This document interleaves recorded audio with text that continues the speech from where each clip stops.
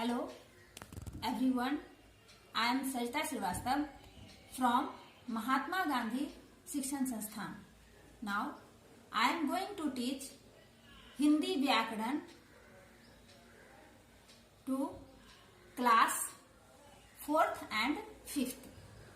बच्चों, आज हम लोग व्याकरण से वर्ण विचार पढ़ेंगे, वर्ण विचार पे चर्चा करेंगे। पिछली कक्षाओं में भी आप वर्णों के बारे में पढ़े होंगे, समझे। आज हम फिर से उन पर कुछ विस्तृत रूप से अध्ययन करते हैं।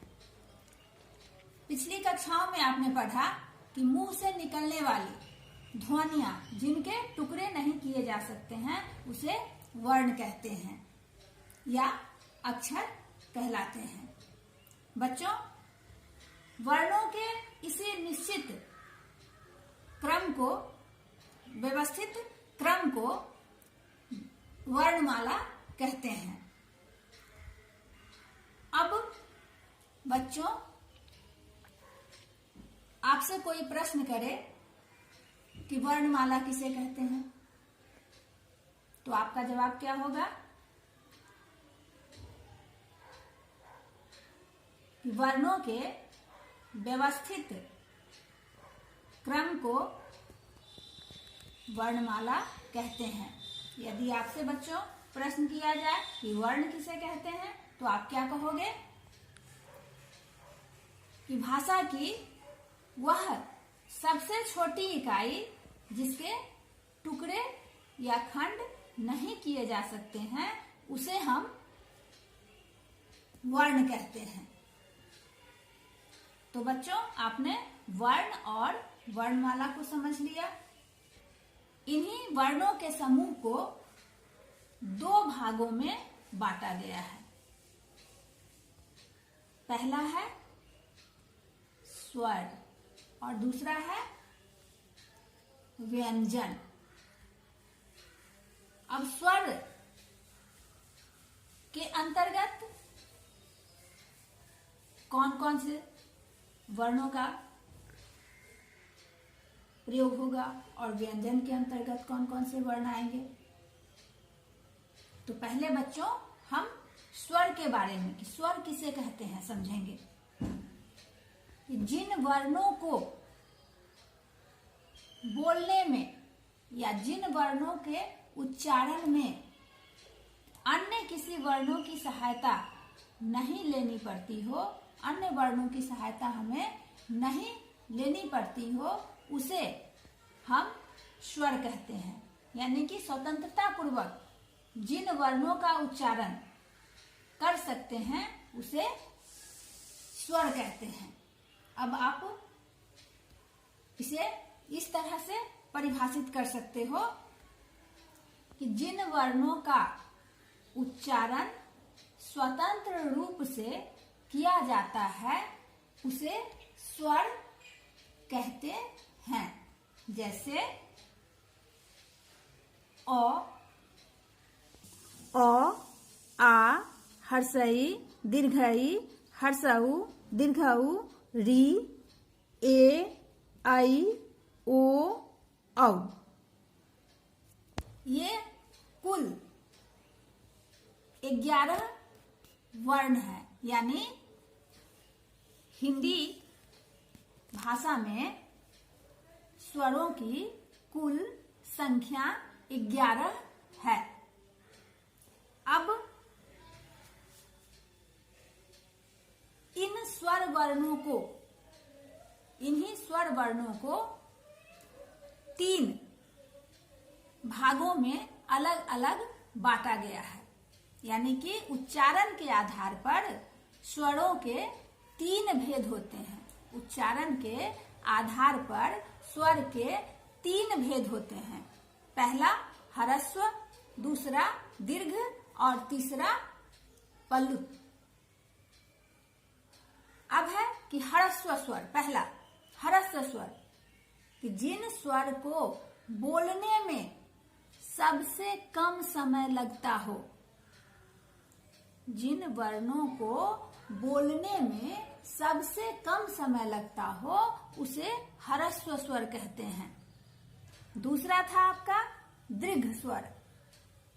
तो दीर्घ स्वर को बोलने में ह्रस्व स्वर से ज्यादा समय लगता है। दीर्घ स्वर को बोलने में ह्रस्व स्वर से ज्यादा समय लगता है, यानी कि जिन स्वरों का उच्चारण करने में ह्रस्व से अधिक समय लगे उसे हम दीर्घ स्वर कहते हैं। जैसे आप आ, हर्ष, ई, ऊ, ए, आई, ओ, औ, इनको उच्चारण करने में ज्यादा समय लगता है, यानी कि ह्रस्व से इसमें दुगुना समय का प्रयोग करना पड़ता है, दुगुना समय लगता है। अब आपका तीसरा है प्लुत स्वर। तीसरा क्या है? प्लुत स्वर।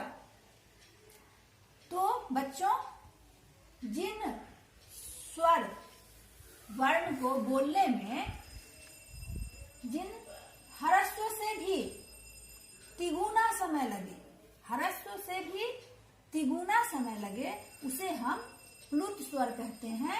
जैसे उसका उच्चारण करना है ओम।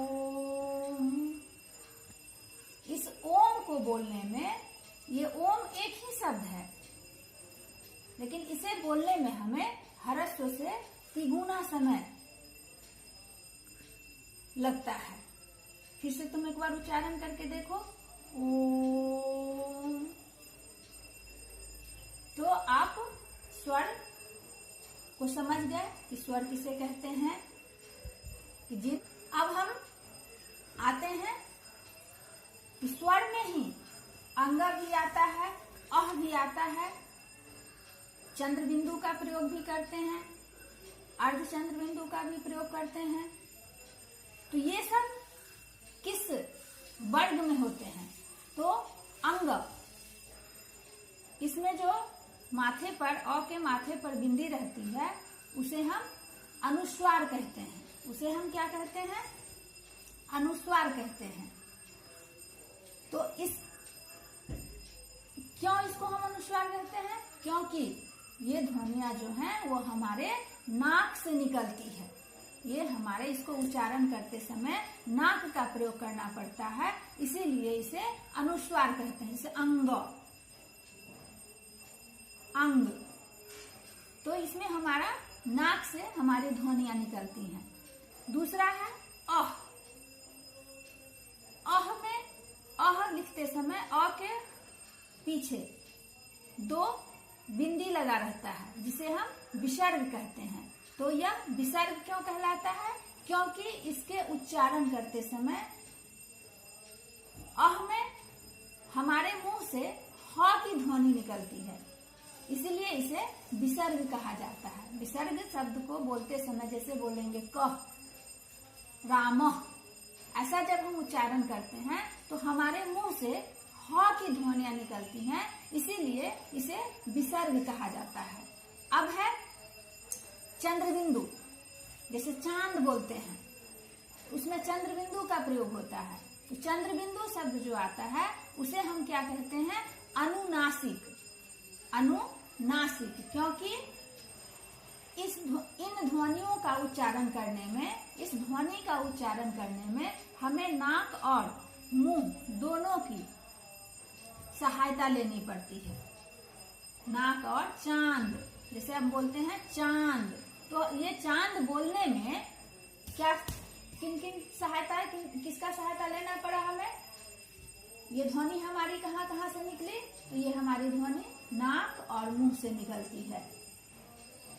अब हम अर्धचंद्र बिंदु जो देखते होंगे कि डॉक्टर लिखते हैं, तो डॉक्टर के ऊपर जो मात्रा लिखी रहती है उसे ही हम अर्धचंद्र बिंदु कहते हैं। लेकिन वह शब्द क्या कहलाता है? जैसे आ पर हम अगर लिखते हैं अर्धचंद्र बिंदु, तो ये क्या कहलाता है? आगत स्वर कहलाता है। आगत स्वर। आगत स्वर किसको कहते हैं? कि जो अंग्रेजी भाषा से आए शब्द होते हैं। अंग्रेजी भाषा से आए हुए शब्द आगत शब्द कहते हैं। उसी में हम इस अर्धचंद्र बिंदु का प्रयोग करते हैं। कुछ आगत शब्दों में हम नुक्ता का प्रयोग करते हैं, जैसे गजल, फजल। ये सब जब हम लिखते हैं, ये उर्दू शब्द है। उर्दू शब्दों को भी हम आगत शब्द ही कहते हैं। अब आगत शब्द में लिखेंगे मॉल, डॉक्टर, बॉल, कॉफी। ये सब जब हमारी ध्वनियां निकलती हैं तो इसमें एक अर्धचिन्ह, जब हम इसको लिखते हैं तो इसमें अर्धचंद्र बिंदु का प्रयोग किया जाता है, जिसे हम आगत शब्द कहते हैं। अब स्वर की मात्राएं क्या होती है कि स्वर जब व्यंजन के बाद जुड़ते हैं तो अपने मूल रूप में न जुड़कर कुछ निश्चित चिन्हों के रूप में जुड़ते हैं। इन्हीं निश्चित चिन्हों को स्वर की मात्राएं कहते हैं। जैसे स्वर है अ, आ, हर्षी, दीर्घी, उ, री, ए, ऐ, ओ, औ। इनके लिए हम ये इस तरह के चिन्ह, आ के लिए एक ये खड़ी लाइन का प्रयोग करते हैं, हर्षी के लिए इस तरह का की मात्राओं का चिन्हों का प्रयोग करते हैं, दीर्घी के लिए इस तरह के चिन्ह का प्रयोग करते हैं, हर्षु के लिए इस तरह के चिन्ह का प्रयोग करते हैं, दीर्घु के लिए इस तरह के चिन्ह का प्रयोग करते हैं और री के लिए इस तरह के चिन्ह का प्रयोग। ए के लिए ऊपर एक मात्रा है, इस पे दो मात्रा है, यहाँ एक खड़ी लाइन है, उसके ऊपर एक मात्रा है, और ये औ के लिए एक नीचे और दो ऊपर मात्राओं का प्रयोग किया जाता है। यही चिन्ह जो है ये स्वर की मात्राएं कहलाती हैं। धन्यवाद।